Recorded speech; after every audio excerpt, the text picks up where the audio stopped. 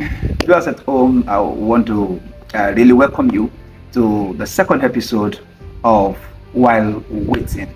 And of course, today I am here with my beloved wife, Mrs. Titilayo John Achao. All Hi right. everyone. All right. Thank you very much. You need to help us increase your voice a little. Hi everyone. All Good right. evening, good afternoon, wherever your time you're watching. All right, so want to welcome you. We want to believe that you got blessed with the first episode, and then this is series, and also we're trusting God for what He will do with these episodes. Also, today we're looking at another very important matter, and then that is watch out for harmless hunters. Watch out for harmless hunters. Now, actually, the burden for this is for sisters, okay, especially for sisters, and because most hunters are men, okay, and then so the burden is for. We have some sisters who are also hunters. Oh, okay. All right, so we look into that too. So, but for sisters especially, now what's the point here? I have seen in the course of the years, counseling young ones, different young ones that you counsel. You tell them to be careful of certain guys or certain brothers, we also call brothers like that. You should be careful of them, maybe because they are not grounded in the word.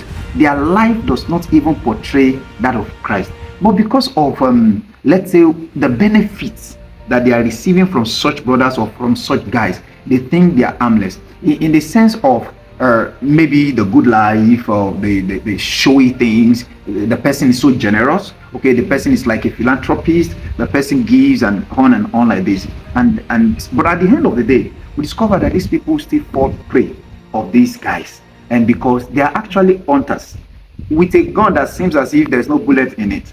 So what do we do? How do we counsel people like this, or what's your even opinion generally to these sisters or to these young ones who fall prey of this harmless hunter? All right, thank you so much for having me with you this time. And on this topic, I have just some few things to talk about. It's not that some of our sisters or some of our youth and teenagers doesn't want to seek counsel or listen to advice, but because there are so many wolves in sheep clothing, and some of them come so harmless, and some of them can even speak in tongues, and some of them are being able to speak in tongues, and in a little as a guy you're having some cash, refreshing, and this is one of those things that enticing some of our sisters. And when you begin to give them counsel, they see you as a threat. Okay. And once a sister begin to see you as threat, it will be very, very difficult for that sister to obey instructions that may be coming from leaders or a discipler. Two Christian sisters now, they grow up together, they were both taught the way of the Lord together, and along the line, maybe in one of the discussion, one begins to say, doing this is normal, and the other thing is saying this is abnormal. Okay. And the other one who is thinking that this is normal begin to feel, am I the one something is wrong with? Something is wrong with, or am I taking things so too far or too spiritual? Yeah. To the extreme, and those things, when the doubt set in, it becomes so difficult to be watchful of the harmless hunter. If you look at the scriptures, Tama, and if you look at also Dinah, yes. Dinah, you see that Dinah, it's not that Dinah has not heard about the people of that side, but maybe she has seen some of her like group that they are going there and they are coming back as if nothing happened. Nothing happened to them. Nothing happened. They say, okay, let me go and spy. The Bible says she went to see the women of the land. So she went there to spy, and we know what come out of it. Of course. This danger of the harmless altar has come into the life of a sister is the fact that some of it does not appear on the surface. Yeah. It takes a while. Some in 2 years, some in 3 years, some in 20 years. I begin to know that, oh, this is I'm in for trouble. I'm in for trouble. And some of them, it's become so difficult to come out. And if there is also, what's it called? There's a good life, there's something to show. So they believe that, okay, since there is this thing, they forget purpose. Right. You're like, okay, if I can still see this thing, at least, when it comes at least, I'm better than. And you know what the social media has become now? Yeah, of course. A girl of 16 will come to the stage and say, they said I should not marry this thing, and now this is it. At 2 years and a girl of 15 years, I'm 20 years in this and this. And a sister will have forgotten that they will not come back to tell you the consequence of what they are facing, of what they are the fire that is and going the in fire their bosom. that they will not. Now, thank you so much for this enlightenment. Now, one of the things that also came to my mind, in the course of this is the place of that gun. Okay, that the harmless hunter seems to be holding. Now, that gun seems to be, or shows to be, the red flag that every sister should know.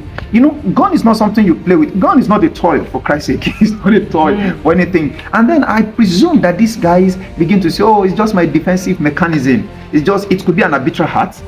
It could be an abusive relationship, actually. And then it's like, okay, when he beats me, and beats me also with some goods, like let's go out for shopping. Valentine is just in a few days time now, and like, oh, that Valentine seems to be the suiting part. This attitude is just there. That seems like it's hurting, and then it's also scary. Now, the bullets less in a code, or the gun without a bullet, to me seems like certain characters, certain behaviors of that guy that brings fear. Okay, it brings fear to this lady. But now looking at certain benefits that are attached to that gun. Okay, now to that character, it now seems as if this gun does not have bullets, so it cannot hurt. This guy, though he has gun, is a hunter, but he's just harmless. That's where I see it. And then on the long run, just as you said, eventually they may not even know where bullets will just get into that gun, and then bam, they're shot. They will keep nursing the injury for so many years and things like that. So now, to wrap up with why we are also expecting the comments and the viewpoints of our viewers at home, what would be your counsel generally? What would be your counsel to either a sister that has been told now that beware of this guy, these are red points, these are red flags and things like that? What would be your counsel? Then possibly there's some of them who have even met themselves in this Waterloo, and then what would be your counsel for them? What can they do? Yeah. Okay. The first aspect I would say is that for someone who has not even entered, in the first place is, number one thing, seek your first love. And the first love is your relationship with Christ. Yeah, relationship with and God. In your relationship with God and Christ, you begin to know that, okay, this is not the will of God for me. Because it makes us understand that His plan for us are of good and not of evil. So if God is going to give you a spouse to get married to, He's not going to give you someone who has a character that it will not fit into His plan for your life. Not give you that. So seek your first love. Okay. So, and after that, make sure you have somebody sitting on you. Yes. And I will say majorly that seek someone who have gone through, they have some experience, but better than you. Don't look for just a common sister in the church. Both of you can lead yourself and fall into the same canal. So look for someone who are spiritually matured. Let them sit on you. And not only when it's time for relationship. Yes. So let it be now. So that is. Then for those who are already in it, for those who are already in it, and you're seeing the red flag, and it has not yet even led to the altar, stop it. Good. Just quit. Stop it.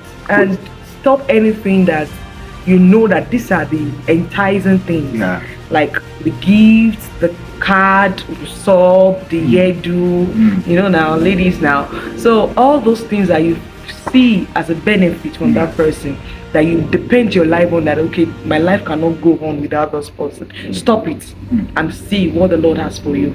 Wow, that is it. Stop it.